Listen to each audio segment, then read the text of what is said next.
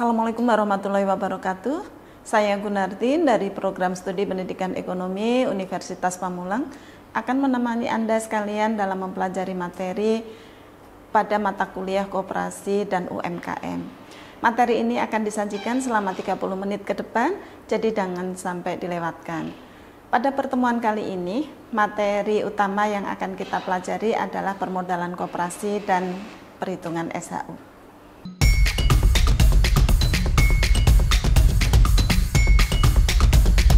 Baik teman-teman, sebelum kita masuk ke materi inti, perlu teman-teman pahami bahwa capaian pembelajaran materi ini di mana mahasiswa dapat menganalisa sumber modal koperasi, struktur modal koperasi, dan SHU koperasi.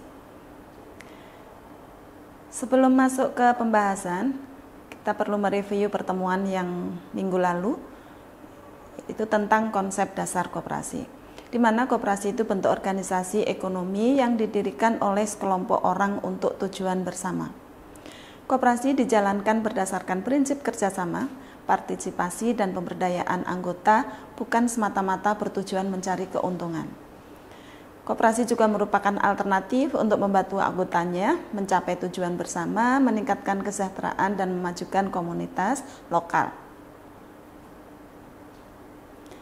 Terkait dengan keanggotaan koperasi, merupakan sekelompok individu yang memiliki kebutuhan dan minat yang sama, di mana individu ini menjadi anggota koperasi yang memiliki hak dan tanggung jawab yang sama dalam mengelola koperasi.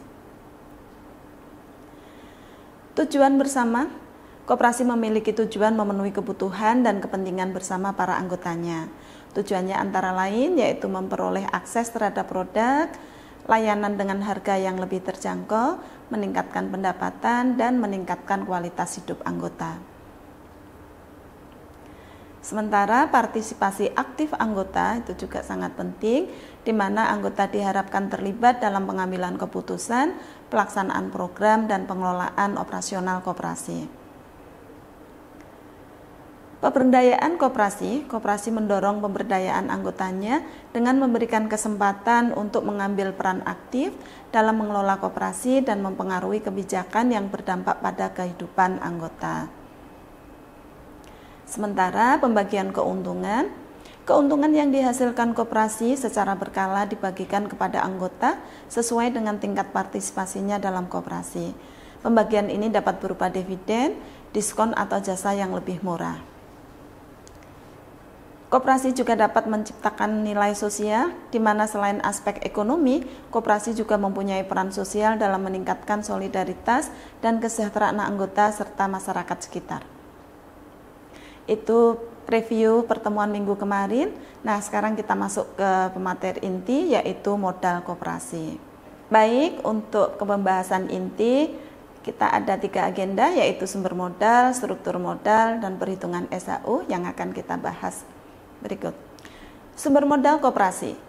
Ya, seperti teman-teman ketahui bahwa sumber modal koperasi itu bersumber dari simpanan anggota, pinjaman anggota, modal sendiri, dan sumber eksternal lain. Nah, yang paling pokok itu adalah simpanan anggota, di mana simpanan anggota itu terdiri dari simpanan pokok, simpanan wajib, dan simpanan sukarela. Nah, untuk operasional dan sebagainya, memang koperasi itu ada yang koperasi simpan pinjam, sehingga pinjaman anggota juga merupakan sumber modal koperasi selain modal sendiri. Koperasi juga tidak menutup dari sumber lain, yaitu sumber eksternal dalam bentuk investasi. Adapun struktur modal koperasi, ada modal inti, di mana modal ini tidak bisa ditarik.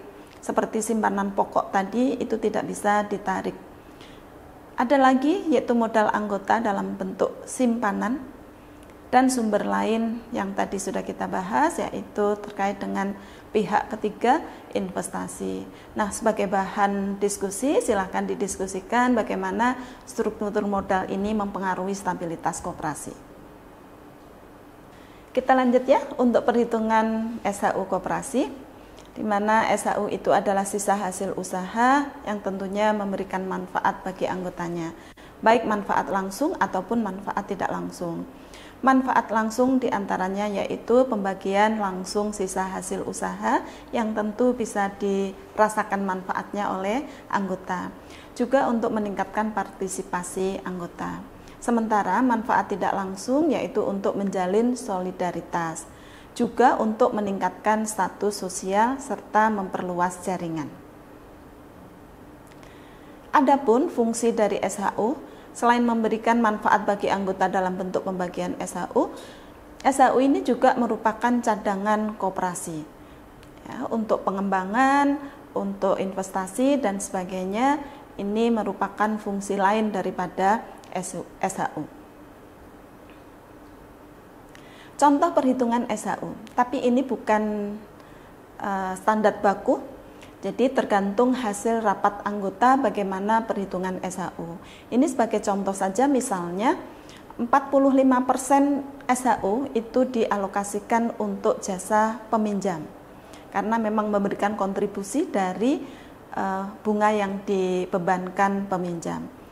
Misal selanjutnya 35%-nya untuk operasional koperasi. Selebihnya yang 20% untuk penyimpan. Bagaimanapun juga penyimpan ini berkontribusi sebagai sumber modal. Nah, tapi angka 45, 35, 20% ini tidak baku, tergantung pada hasil rapat anggota bagaimana menentukan persentase-persentase tersebut. Adapun komponen SHU yaitu pendapatan usaha dapat berupa produk, layanan, dan investasi. Komponen yang lain yaitu alokasi dana cadangan sebagai cadangan kebutuhan di masa yang akan datang. SHU juga untuk biaya operasional terdapat biaya produksi, biaya distribusi, dan biaya administrasi. Sementara untuk metode perhitungan SHU yang umum digunakan adalah metode konvensional dan metode pemotongan sebelum pajak. Demikian teman-teman, materi permodalan dan perhitungan SHU. Bisa kita simpulkan bahwasanya sumber modal itu berasal dari simpanan, pinjaman, modal sendiri, dan sumber eksternal. Sementara untuk struktur modal itu ada modal inti, modal anggota, dan sumber lain. Nah, SHU-nya sendiri dibagi ke anggota, diinvestasikan untuk cadangan dan untuk pengembangan koperasi. Terima kasih, mudah-mudahan materi ini memberikan manfaat bagi teman-teman dan yang terpenting adalah memberikan pemahaman lebih tentang permodalan dan perhitungan SHU. Demikian, saya Gunarti, mohon izin undur diri, mohon maaf kalau ada hal-hal yang kurang berkenan. Sampai ketemu di materi yang akan datang. Wabillahi taufiq wal hidayah. Wassalamualaikum warahmatullahi wabarakatuh.